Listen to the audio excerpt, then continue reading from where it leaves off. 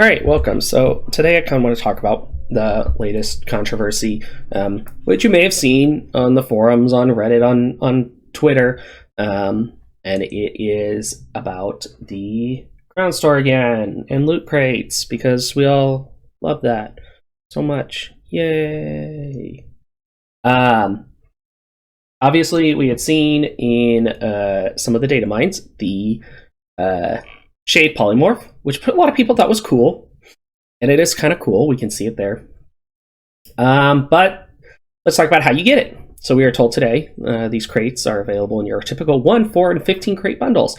However, for the first time, we're also introducing a new 25 crate bundle as a one-time purchase that, in addition to the crates, also includes the fearsome Shade Polymorph.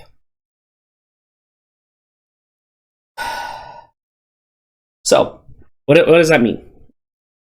It means that the Polymorph is only available if you buy the 25 crate bundle, and it is not part of the crown crates, which means you cannot use crown gems or endeavors to get it.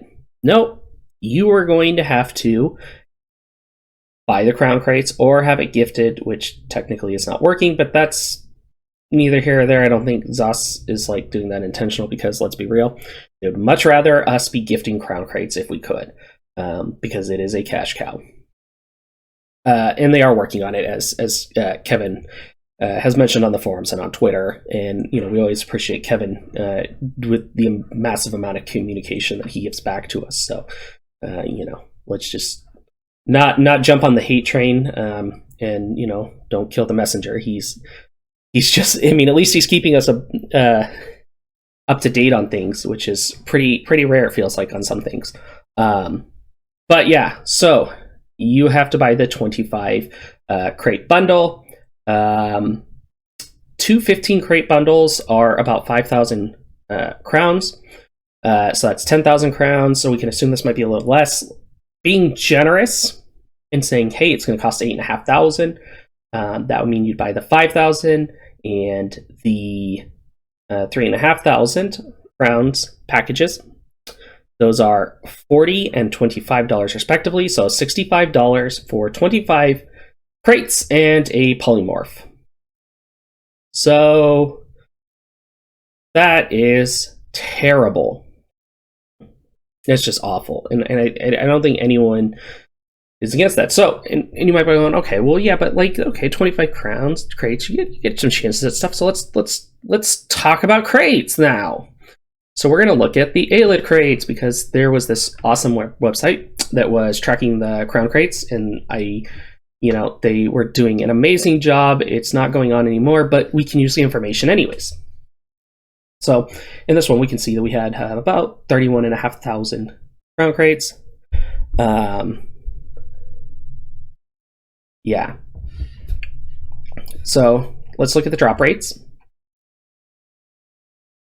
So out of 31,500, so 31,500, 78 Apex crates. That's it. 78. The top tier is 78. That's it. You would have to buy about 400 crates on average, on average, because obviously sometimes it's less, sometimes it's more, it's RNG, but 78 crates to get one Radiant Apex drop. Imagine that. 400, and we're talking about 25 being 65. That's insane. Further down, you've got the Apex drops. If we look at this is about 8 times more likely. That's a little better, but still it's pretty crap. In a pack of 25, you might get you would get 0.5, so you probably won't even get this. You might get 1 if you're lucky. Legendary, this one ends up being possibly 3 out of this, but out of this is the tier where we start getting some decent things. Steeds, furnishing items, skins, all that kind of stuff. But we also have 2 things that instant all major research and Gold Coast experience scroll.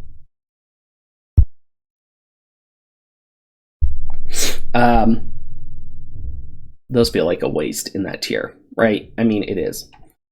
Moving down, you've got your epics, right? Again, just slightly worse versions of that, and you get the whatever the theme is, right? In this one, it's the ALID stuff. Then you've got your, again, instant all research, which is very, very similar to this, just worse than it, and a worse crown scroll. Still some cool stuff in here.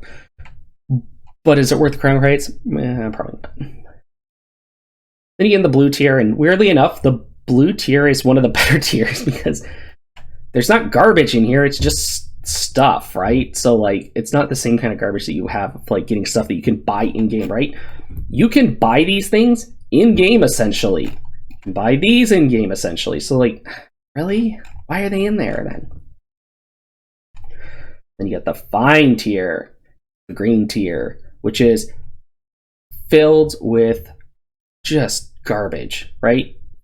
Stew, crown repair kits, soul gems. Why are these in here? You can buy these so readily available in game. You know, more food, more food, more food. You know, the 50% scroll, and then we're gonna finish it out with just some random colors. And in this case, it's like all variations of black, white, and gray. Like, come on, what is that? And then the common tier, which everyone knows that you're gonna get, and out of, I want to point this out. Out of 31,500, 30,945 crates have something from this. All right, that's ridiculous. Right, so you're gonna get it's just poisons and potions and things you can craft in game and a mimic stone. Just like this entire tier is just dog shit. Like, it's the worst. Like, why is this? This is what makes it predatory, right? It's like 98% of your crates are going to have these in them, right? Like, if we look at this, like 90% of this reward for this line had something from this. There's only 10% it might be something else. It's just, it's bad. The crown crates are bad, and to lock the shade behind 25 of these at $65, like what are they doing? Like, this is just like over monetization. The people I've just seen people upset about this. I don't think I've seen anyone that was like genuinely excited that the shade polymorph was locked behind $65 worth of crates. And I say 65 because that's my estimate, but it could be more, it could be a little less. I don't think it's going to be that much less, because we all know the way that they monetize things is to not have you use all your crowns when you buy something, because they want you to always have a couple left so that you're more encouraged to buy more now. So, I mean, it's coming tomorrow, I guess, and I'm sure there are going to be people that buy it, but God, I know I'm not, and I know a lot of other people won't. It's just, you hate to see that this is the direction that the game is going to take for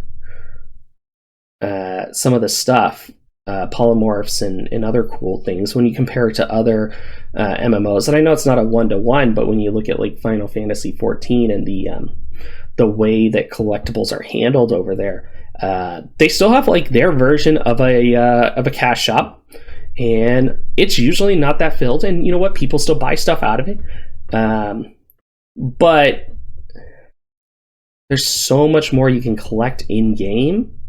Like, this would have been this polymorph would have been amazing as the reward for like the hard trifecta, whatever it ends up, I forget what it is, for Vastra and Hollows, right? Like, that would have been like, I think people would agree that would be a perfect place for it. Instead, we don't get that. You know, oftentimes we get dyes, which, I mean, yes, that's really nice, but that's probably the easiest thing to implement. And occasionally we get pets and mounts in a couple cosmetics, but not nearly as much. I think of Final Fantasy, like I said, and each expansion has a full set of mounts that comes out, and then a special mount for when you collect all of them, just because, which are all tied behind the savage mode of their raids, which is kind of like doing it on vet, essentially. Maybe vet hard mode would be the equivalent, but you get the idea, is that there is more of a focus on being able to earn them and feel accomplished by getting them, whereas ESO, how cool someone looks is how much money did they spend. Kills me.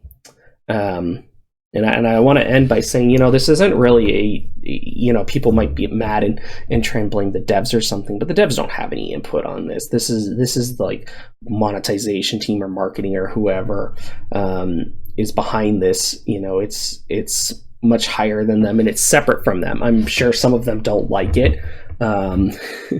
We've seen when they've had to advertise some of the actions of gathering actions and it seemed like their heart was in it, but got to do what you got to do sometimes. I know not all of us love everything about our jobs, but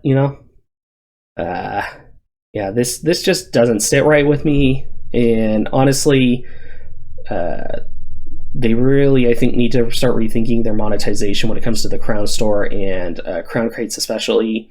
It'd be really nice if after a certain time, like, they could at least follow like the Path of Exile monetization, which is, there are loot boxes, but like after the next one comes out, everything in the old loot box just goes into the store and you can buy it separately. That would be great. There'd be no more FOMO, but if you want to get it now, you can do the gambling or not. But whatever path they take, I think they've got to figure something else out, because this just isn't sustainable. Because it seems like every time we turn around, we get there's just more upset people about the Crown Store, Crown Crates, and all of that. And the current attitude seems to be just shrug it off and ignore it and not care. And that just can't fly forever. Eventually, you get people that come in. I forget the guy's name, but he's does a lot of Elder Scrolls videos. Comes in, and the first thing he does is just start bashing on the Crown Store because it's so terrible, and then that's the impression people get. And it's probably the right impression to give people if they're coming in, because it is terrible. It's probably the worst part of the game, in my opinion, and that's coming from someone who PvPs mostly and hasn't had new content in forever, and the campaign names are still based on Greymore. So I'm rocking my 2020, I think it was, campaign names. So that's just my take. I rambled a little, but that's all right. Like I said, it doesn't sit well with me. I don't like it. I really hope that they can maybe make some changes. I'm not necessarily going to bank on that at this time. All right, you guys have a good day.